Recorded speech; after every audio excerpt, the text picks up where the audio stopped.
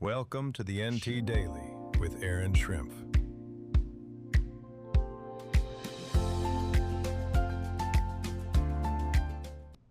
Good morning. It is Monday, May 11th. I'm Erin Schrimpf, and this is the NT Daily.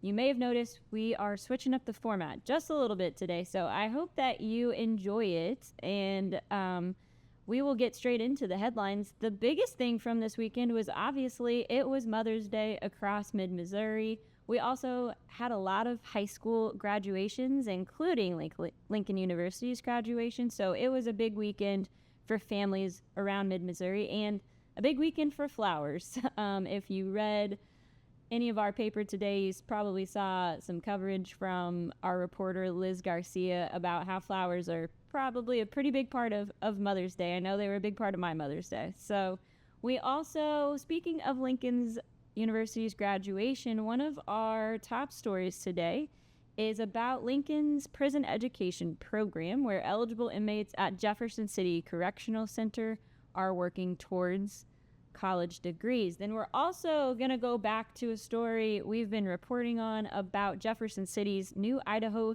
stop ordinance. Cyclists can now treat stop signs like yield signs and red lights like stop signs. So that's confusing. So we're going to try to break down what that means. We'll also talk about whether the data center conversation is moving closer to central Missouri and what that means for our communities. We also talked a lot about the state budget last week. I hope that you got to catch our publisher Scott Fawn's op-ed in the paper this weekend about what the funding for the downtown parking connected to the convention center might mean for Jefferson City. And we have a lot of exciting prep sports coming up. Districts start for a lot of sports and a lot of high schools next week, so we will get into that at the end of the segment. But first, the big news of the weekend. I hope that you enjoyed celebrating Mother's Day with the women in your life. I know I had a great Mother's Day, and it's exciting that we have brought the Kelton cam to the NT Daily. Kelton, how was your Mother's Day? What'd you guys do for Angie? Well, it was very exciting. We had a barbecue at our house and had the whole family together, so It was very nice. Did you barbecue? No, my dad did. That's good. We had barbecue too, but Blake just bought it from Sweet Smoke, so it was still good though. But I had a wonderful Mother's Day. My request every year is to work in the garden, which if you read the front page of the Monday paper today, it sounds like that's what a lot of moms like to do on Mother's Day. So I got to work in the garden. Liz had some really great reporting and coverage of Mother's Day events around town that I hope you caught in the paper this morning. Blake, my husband Blake, is great at holidays. He always goes all out on flowers, and he got me a huge bouquet from Bush's this year. It was beautiful. He's always great about that, but my one, maybe just a minor complaint, he did schedule our dentist appointments on Friday. So I don't think he was thinking about that when he was looking at the calendar, because it's usually so far out. So that was a little painful headed into Mother's Day weekend, but it's okay. He made up for it in a lot of other ways. But outside of Mother's Day, it was a big family weekend across mid-Missouri. Families were celebrating graduations, high school graduations, and Lincoln University's graduation. The university celebrated the class of 26 during its 160th anniversary year, honoring its Black veterans, honoring the founding of Black veterans of the Civil War in 1866. Lincoln has an incredible legacy, but it also is finding new ways to innovate and stand out and expand what higher education can look like. And that actually brings us to one of the most interesting stories from this weekend from reporter Liz Garcia in the Sunday paper, because one Lincoln University student completed his degree this spring, but not in the traditional way. He earned it through Lincoln's prison education program at the Jefferson City Correctional Center. Lincoln is participating in a program that gives inmates at JCC the chance to earn a bachelor's degree while they serve time. Inmates can work towards a 120-hour Bachelor of Liberal Studies degree through Lincoln. The program started with a pilot in the fall of 2022, and since then, nearly 50 inmates have taken Lincoln courses.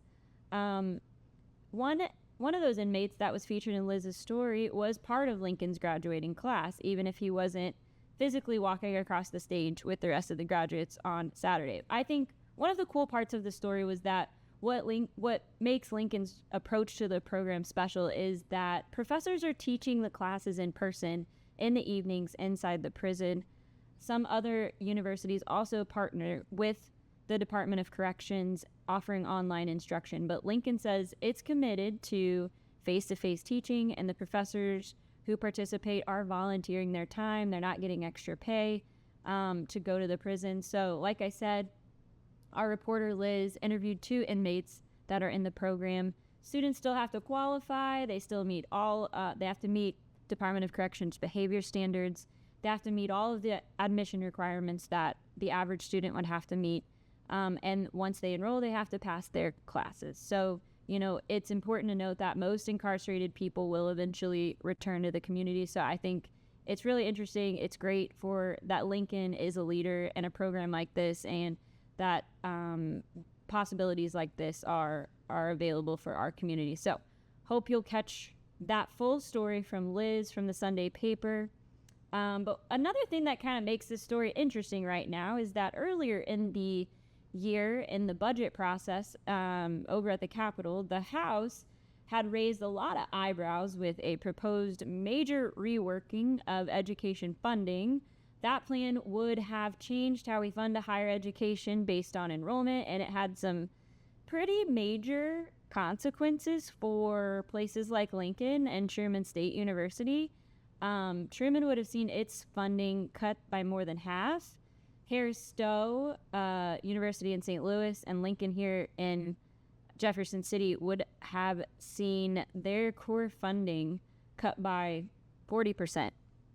So that House funding plan ultimately didn't survive in the Senate or in the conference negotiations, but I think for everyone who is concerned and who follows and knows how important and critical Lincoln University is to this community, it's important to continue to follow those ideas. I do not think that that's the last time that we are going to hear about a rewrite for higher education funding, similar to how we are going through that process with public school, elementary, and secondary education funding right now. I don't think we're done with this conversation, so I think it's important to kind of follow along in the interim to see where they go with that. And we are going to take a quick commercial break, and we will be right back on the NT Daily talking about what the Jefferson City Council has been up to with the Idaho Stop Ordinance. We will be right back. St. Louis Carpenters Union has shaped our communities. Through trusted alliances, we deliver skilled professional craftspeople, while our business partners provide the kind of quality jobs that keep our economy humming. It's a blueprint that has worked since 1882. Turning Missouri into a right-to-work state stalls progress, wipes out jobs, and kills momentum. Right to work is wrong for everyone. Let's keep Missouri moving forward. Visit carpdc.org to learn more. We have a severe weather alert to report here. The storm is also bringing threat of damaging winds and Florida. Here's the thing. When storms bear down, we step up. Ready to go? You bet. Our teams are always ready to keep your power strong. Ameren.com/poweron. All right, more Jeff City news. Last week, we reported on this from our local government reporter, Steffi Smith. She had more on this in the Sunday paper this week. The Jefferson City Council has passed what is known as the Idaho Stop Ordinance. That means cyclists can now treat stop signs as yield signs and red lights as stop signs. I think if it sounds confusing, it's because it is. At a stop sign, a cyclist still has to yield to pedestrians and vehicles, but if the intersection is clear, they don't have to come to a complete stop. At a red light, The cyclist does have to stop first, but if they are stopping and yielding and don't see oncoming traffic or pedestrians, they do not have to wait for a green light to go. Steffi noted in the article that Jeff City has already had 11 non-motorist crashes in the first 4 months of 2026, and the city had 20 non-motorist crashes in all of 2025. So at the current pace, Jeff City would end this year with about 33 pedestrian or cyclist crashes. That would be a nearly 65% increase. So that gives you a little background about why they were having this conversation. Cyclists and other advocates for the ordinance say that it can reduce the amount of times cyclists are stuck at intersections or try to regain speed after a full stop. One local cyclist interviewed for the story told the News Tribune that many cyclists are already doing this when the intersection is clear because it feels safer and more efficient. When they had the conversation about this at the city council meeting last week, not everybody was comfortable with it. Councilman Shane Campeter was the only no vote. He brought up that point that most people don't know the current laws governing cyclists on the road, so he was concerned that it would be hard to get the public up to date with this knowledge. And my question is, there seems to be a lot of confusion at the meeting about the way the ordinance was written. So Kelton, I've seen these e-bikes and I don't know, but they seem to go pretty fast. Do they count? Do they just get these motorized bikes? Do they just get to go straight through stoplights and stop signs and not have to? We'll have to ask Steffi about it. She should know. We're going to ask Steffi. Okay, yeah. So I think we're going to have Steffi Smith on later this week to talk to us about it because there seems to be a lot of confusion. We want people to know what's going on so that we have less accidents, because I think at the end of the day, the goal of this was to reduce non-motorist accidents. Our next story, a major statewide conversation this year, we think is moving closer to mid-Missouri. We're talking about data centers. Missouri lawmakers have been looking at the benefits and drawbacks of these massive facilities that power artificial intelligence, cloud storage, and a lot of the digital tools that we all use every day. Supporters say that data centers bring jobs, tax revenue, and a major investment. 2 data centers are being built in Montgomery County, have already put Missourians to work, but consumer advocates raise concerns about the energy demand and whether regular families could eventually feel the cost of these centers on their electric bills. Ameren says residential customers will not be charged for the investments needed to serve energy-intensive data centers, but lawmakers still do not seem to have all of these issues resolved. So we have a new article up on News Tribune, and the big question is Missouri looking at a new economic windfall with letting these data centers into rural areas, or is this kind of a huge gamble? So hope you will kind of check out that conversation at newstribune.com. I don't typically talk about our op-eds on the NT Daily, but we had 2 this weekend that seemed worth mentioning. Our publisher, Scott Fawn, wrote about lawmakers putting $15 million in the budget for the downtown parking garage tied to the convention center project. One of the important things he noted is that this thing is not done until Governor Kehoe signs off, and the governor will probably not do his line item vetoes until June. So just something to keep on the back burner, and remember that $15 million to solve our downtown parking problems won't be official, and hopefully Governor Kehoe has his happy pin out for Jefferson Cityans in June, and will keep us in. The other op-ed that we had this weekend was from John Combest, who wrote about clipping, which is turning longer videos into short social media clips. He gave us all a primer on how we actually see viral videos and actually the behind the scenes for how social media actually works. He proposed a couple of ideas for the News Tribune and for the NT Daily that I'm choosing to be flattered about, but they're pretty funny. So I hope that you will take a look at John's at John's op-ed. He is always entertaining at the very least. And with that, I think, we will transition to local sports. We are getting very close to district time for a lot of our area teams, and this is where I will admit I need the sports desk to help keep me straight, because there is a lot happening, and they are kind enough to give me their time every day to tell me what teams are coming up. Over the weekend, track and field districts were over the weekend. Many of our area teams participated. You can catch up on those, how those teams placed in the paper. Boys golf districts start today for the Elias Crusaders, the Jefferson City Jays, and the Cap City Cavaliers. Blair Oaks Golf will start their districts next week.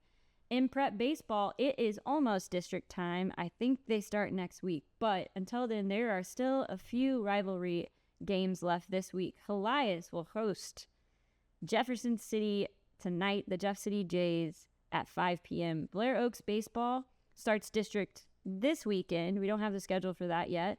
And girls soccer districts start next week. We don't have those game times yet, but we will keep you up to speed on all of that as it plays out. And while we're on sports, I'm excited to tell you that our next guest for the NT Daily is going to be longtime News Tribune sports writer Tom Rackers. We're going to talk about districts before our local high school teams get started, who's playing well, who might make a run at a championship, and who our favorites are. And yes, I'm going to try to put Tom on the spot to make a few predictions. I think it'll be fun. He will be better at them than I will. That wraps up the NT Daily for Monday. We enjoyed spending the morning with you. I hope you enjoyed the new format and the Kelton Cam. We have, just a reminder, we have 1 week left of the General Assembly being in town in Jefferson City, and then they get out, local schools get out. It will be close to summer, so I hope everybody is able to enjoy some good weather this week. And while we are talking about good weather and the General Assembly, you might actually run into some of our legislators while they're still in town, downtown at our favorite coffee shop, a sponsor of the NT Daily, over with our friends at Coffee Zone. If you walk in there, you might see a few lawmakers before they head out of town.